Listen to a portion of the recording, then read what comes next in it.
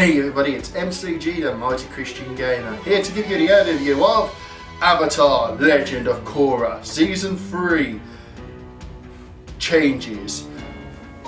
Now this season I think was phenomenal. They did everything right. They cut off some things which didn't need to be there, which kind of held Season 2 back a bit, and I'll get to that in a little bit. But I'll stop gabbing now and get on to the synopsis. So here we go. Basically, as I've said, Season 2, Korra has merged the two worlds of Spirit World and the human world together, and spirits are now roaming, and not everybody's too happy about it, you know, and it's kind of like, and everyone's having having trouble adapting to it all. But somehow doing this though has reawakened airbending in people who couldn't bend before, including Tenzin's brother Iroh. And it was really well handled, this whole situation. They could have just easily gone the lazy way out and just went, hey look, we're doing a lot of, let's just focused on airbenders. But no, they have fit in so many good plots and none of them were relevant to the overall story. And this season easily had the best villains I have ever seen from the series. Good grief. Every single time you thought that you saw everything they could do, they just kept throwing curveballs at you. You were like, what? And there were so many dark points in this, I tell you. Oh man, they were so creative with these villains. You thought you saw everything from them, but then they just kept throwing new stuff at you and you were like, what? And that's what I liked. I had no idea where it was going. All I knew was the goal of these villains was they wanted to kill the Avatar. You didn't know it. You didn't exactly know why, but it did get explained later on, and it was in a very good, intense scene. But overall, just phenomenal villains, I cannot say. And I want to say this about Bolin. This time, in this season, I didn't really like him that much. He seemed like he was trying too hard to be funny, and it just wasn't really working. And a lot of the things that they did with him, they focused so much on the story. I think you could cut out like 2/3 of when he was in there, and you wouldn't have missed anything. And they did basically just say, okay, we're going to basically cut off this bit and just momentarily revisit it now and again. So, and they do it very well because he is very funny. Him and Mako are just a really good comedy duo. There were so many times when I was just laughing my head off about them. They had some of the best fights ever. I'm not lying. I mean, Bolin at some point gets this new ability, and it's like, dude, you are awesome. He just won me over completely. I just saw him do this thing, and it was awesome. If you don't know what it is, go see the series for yourself, because I'm not spoiling it for you. I'm going to say is he does some really cool stuff in this. One thing I'm really happy about they handled in this season is how they stopped with the love triangle between Mako, Korra and Asami. In the Season 2, I felt that it really held the series back. I mean, when everything else was happening in that series, except for the Bolin irrelevant stuff that happened, it kind of felt a bit forced. I mean, when everything else was happening, it was really good, it was really well moving forward, really engaging. But the love triangle in Season 2 did feel basic. The love triangle in number 2, in my opinion, was not as handled as well as the relationship between Aang and Katara. What I'm really proud of is the fact that there was hints of it. They didn't force it in your face, and it was not there at all, and I was just happy that it was not. I was able to give the characters their time. We got to see Asami, basically be awesome, basically show how, even though she's not a bender or any elements, they show her abilities with engineering, with machinery, how creative and resourceful she can be, how she can make things out of spare parts. Yeah, she does do that a couple of times in this. And Mako and Bolin, as I said before, were just really funny. You actually do see some more of their background.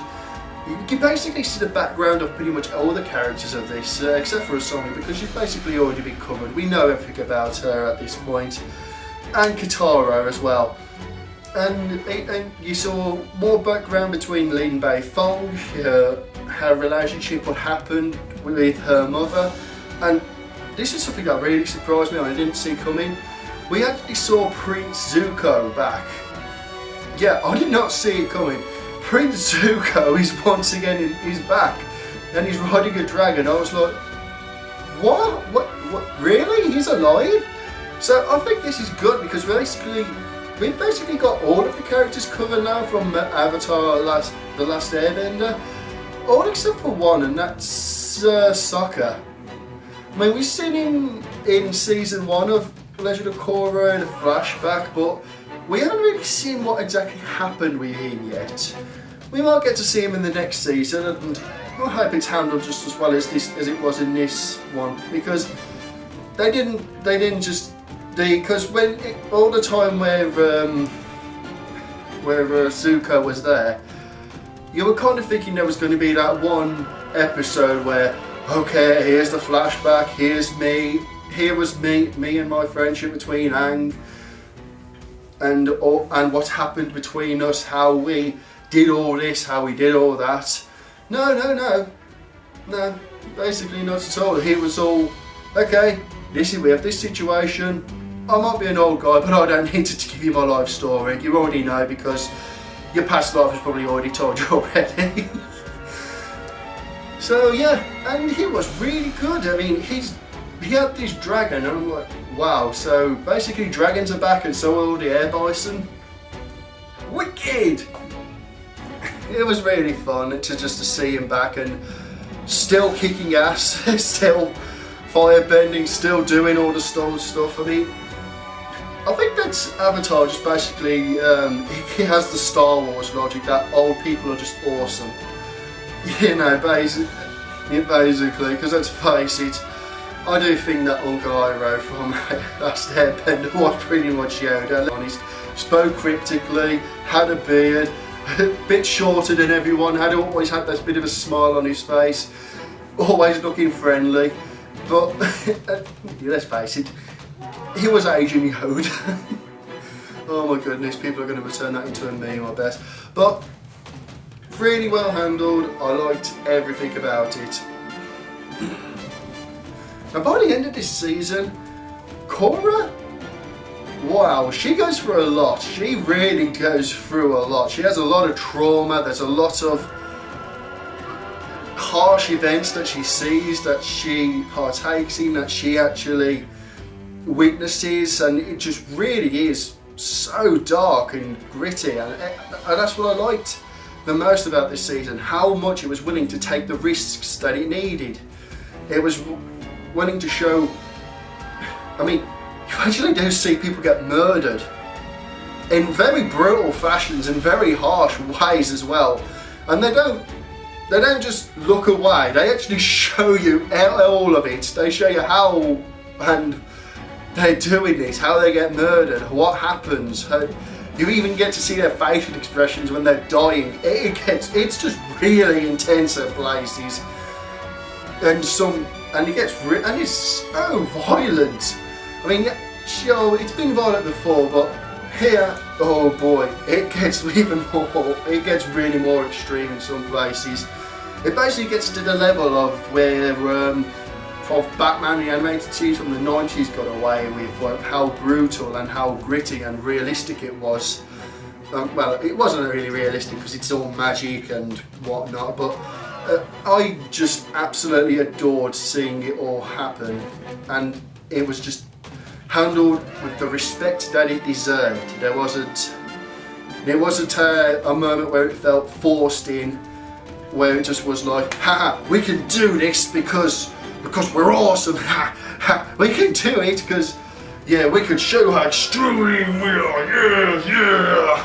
No, it was all necessary, and I think that's the whole. I've said necessary a lot in this overview, and that's how I feel this season is. It was everything that this series needed to move on, and I really am hoping that in the final season that's coming out next year or year after, that we get to see such a brilliant climax. I mean, Korra, it's going to be so interesting to see how she copes after this season. You'll see what I mean about the end of it, and how Tenzin and Lin Beifong is going to be, how the airbenders are going to end up being, because there's so many characters that I'm more and more interested in the more I saw of them, but none of them ever overstayed their welcome.